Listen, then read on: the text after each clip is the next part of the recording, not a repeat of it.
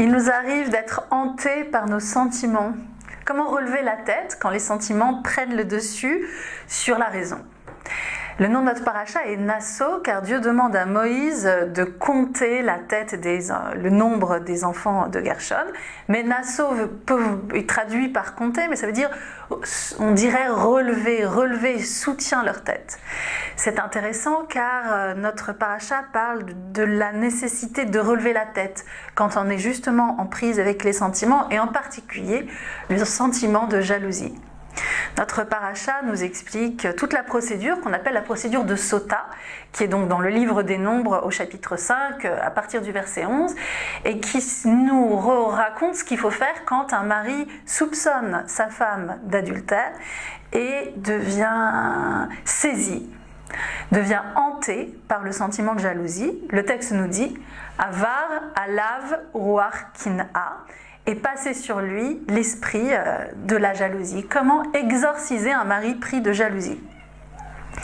Nous sommes dans l'Antiquité et pour exorciser les maris, malheureusement, on se tourne vers les femmes et c'est ce que fait la procédure de Sota. Elle demande que le mari amène sa femme au temple, que le grand prêtre lui découvre la tête et les bourrifs. Et c'est en réalité de là qu'on apprend que les femmes doivent se couvrir la tête, car c'est un signe d'humiliation d'avoir la tête découverte et les cheveux ébouriffés. Puis le grand prêtre, il y a toute une procédure, mais en particulier écrit des malédictions sur un parchemin, des malédictions dans lesquelles apparaissent le nom de Dieu. Les 10 soudant de l'eau, il rajoute de la poussière prélevée au pied du tabernacle, en fait une potion dont il abreuve la femme soupçonnée d'adultère.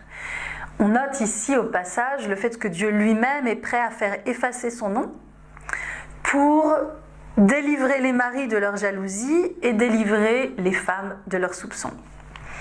Et le grand prêtre, à ce moment, dit une incantation selon laquelle la femme deviendra stérile si elle a trompé son mari et mourra. Et au contraire, elle deviendra d'autant plus fertile si elle lui a été fidèle. La femme doit répondre « Amen, Amen ». Et c'est ainsi que se passe cette ordalie, qui est une procédure très utilisée en fait dans l'Antiquité pour essayer de lever le doute quand on ne sait pas et qu'on n'a pas d'éléments de preuve. Donc cette ordalie dont on note quand même qu'elle est bien plus favorable que d'autres pratiques qui étaient par exemple appliquées aux sorcières à qui on attachait une pierre et qu'on jetait dans l'eau, et si elles étaient innocentes, elles flotteraient malgré la pierre. On voit ici que la charge de la preuve est comme inversée, que le risque en tout cas est inversé, puisque a priori si on boit de l'eau avec un peu de poussière, ça devrait aller. Le professeur Moshe Greenberg souligne que dans les traditions d'Orient, très souvent, dans ce genre de cas et de soupçons d'adultère, l'offense était considérée avoir été faite contre le mari qui pouvait exercer n'importe quel type de vengeance ou de punition vis-à-vis de sa femme.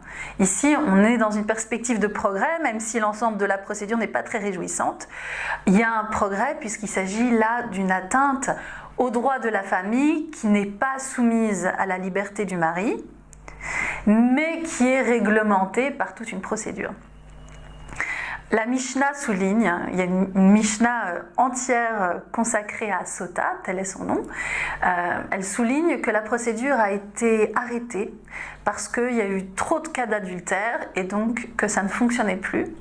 Ce qui montre bien ici aussi que ce n'était pas quelque chose de systématique, mais que l'idée était de faire pression peut-être d'une part sur les femmes pour éviter l'adultère, mais d'autre part aussi sur les hommes pour freiner le risque de la vengeance et de la jalousie, et au contraire le désamorcer par une procédure.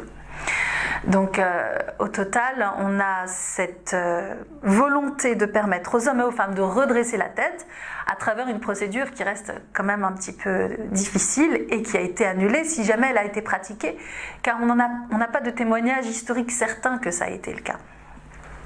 En tout cas, cela met un frein très très précis au problème de la jalousie et au problème de la vengeance du mari quand il est saisi par un esprit de jalousie et de vengeance. Ça me fait penser à cette chanson de Michel Fugain qui s'appelle justement l'eau qu'on boit et qui dit de façon très jolie, c'est comme la vie, c'est l'eau qu'on boit, la flamme en nous qui fait feu de tout bois.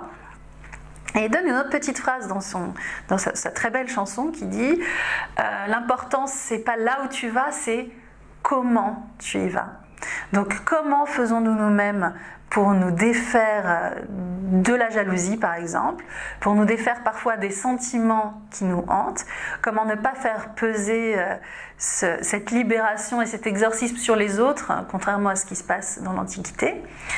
Et également comment faire en sorte que les choses que nous accomplissons, les actes de la vie quotidienne, aujourd'hui Sota n'existe plus, cette pratique n'est plus réalisée, mais il y en a d'autres, par exemple la pratique du divorce qui peut être aussi bien une bénédiction qu'une malédiction selon la façon dont la procédure est réalisée. Le fait pour un homme et une femme de décider ensemble d'acter leur divorce religieux au même titre qu'ils ont acté leur mariage peut être une bénédiction si la procédure est bien faite et peut être quelque chose de très pénible si la procédure est faite d'une façon non respectueuse des personnes. Donc l'important c'est pas seulement ce qu'on fait mais comment on le fait, comment on exorcise les sentiments, comment est-ce qu'on les recadre et comment est-ce qu'on les replace pour être toujours nous-mêmes l'auteur de nos propres bénédictions. C'est ce que nous avions vu l'année dernière sur cette même paracha dans la vidéo que vous pouvez voir. La paracha Nasso, relevez la tête.